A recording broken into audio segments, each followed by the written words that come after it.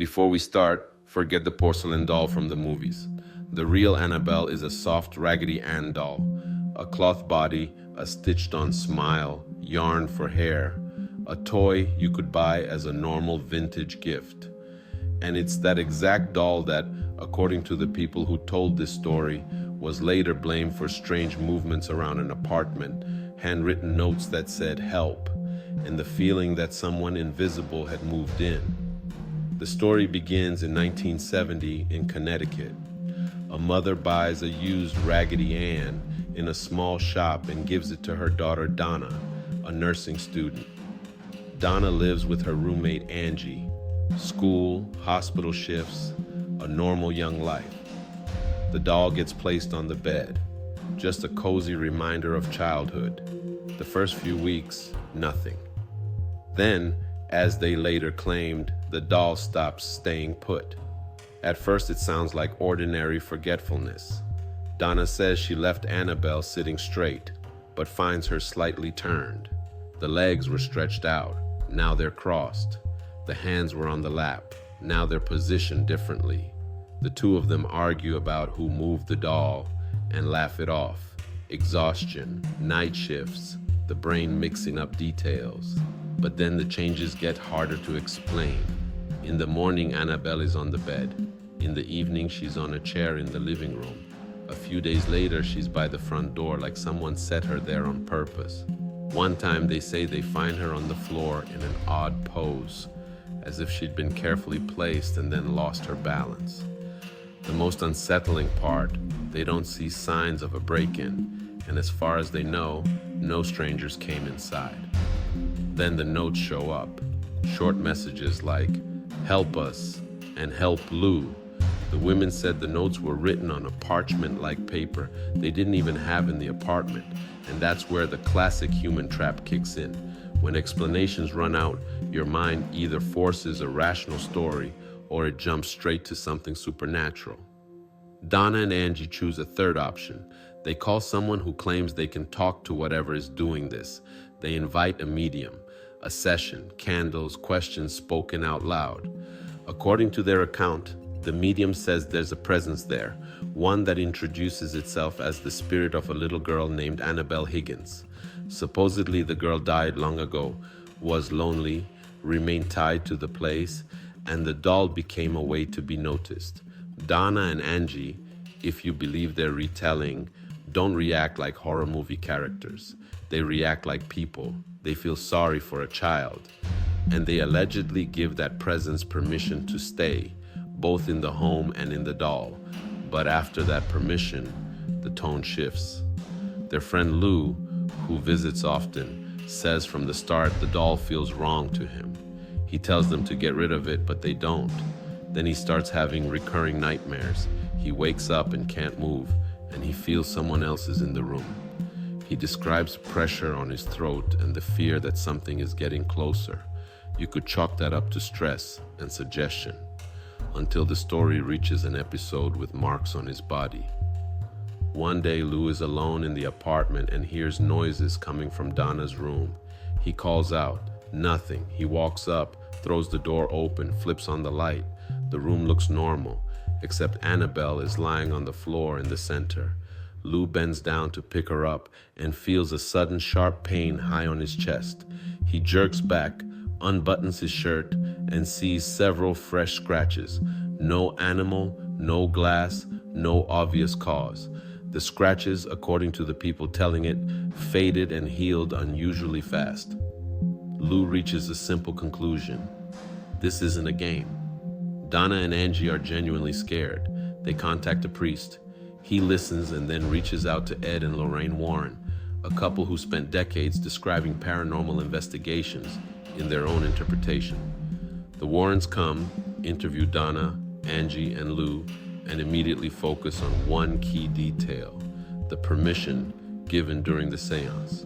The Warrens claimed a human spirit doesn't act like this, and that the little girl story could be bait used to gain access to people.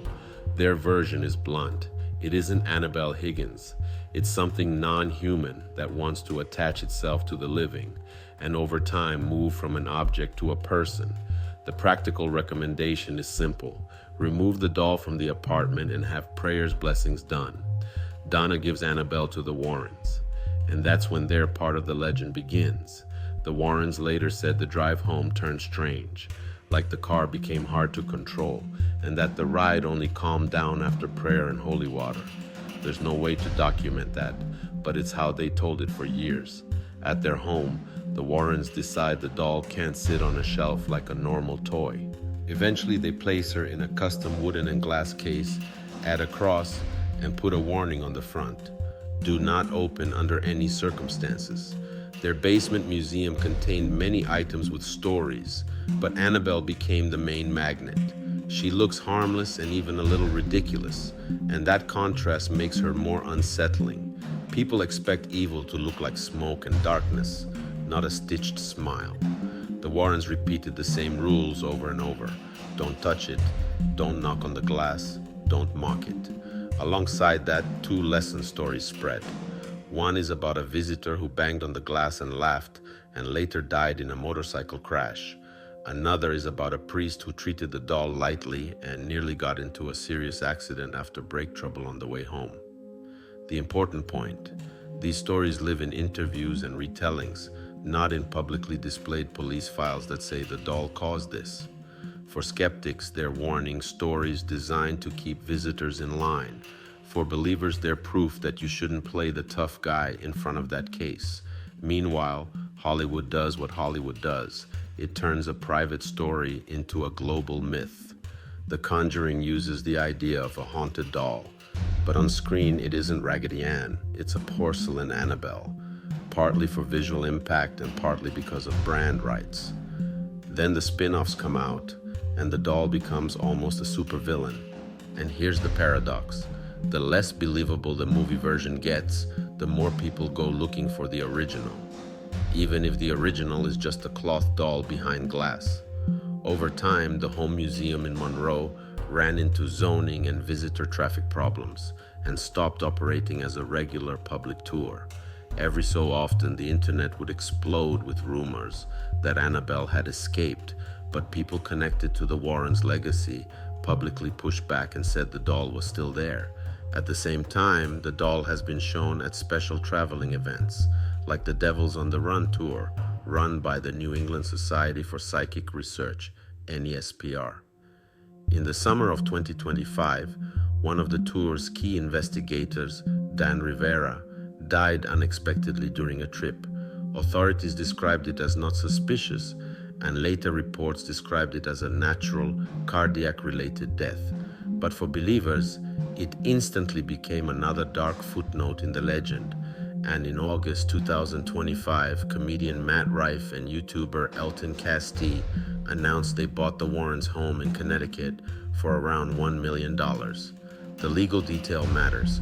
According to the Warrens' family, the artifacts, including Annabelle, weren't sold, but remain under family control with a multi-year guardianship caretaker arrangement.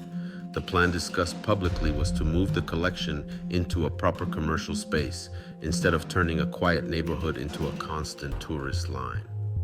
Skeptical explanations exist too, and they're not less interesting than demons in a doll. For example, Lou's nightmares sound a lot like sleep paralysis, when your mind wakes up but your body can't move and you feel a presence, pressure, panic.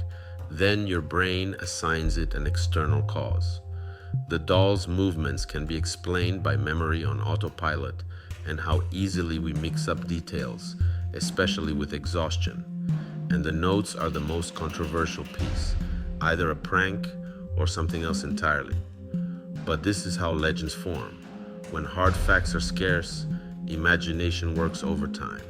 And Annabelle is the perfect object for that, because she's both ordinary and symbolic. A doll is almost human, a face, a smile, a gaze.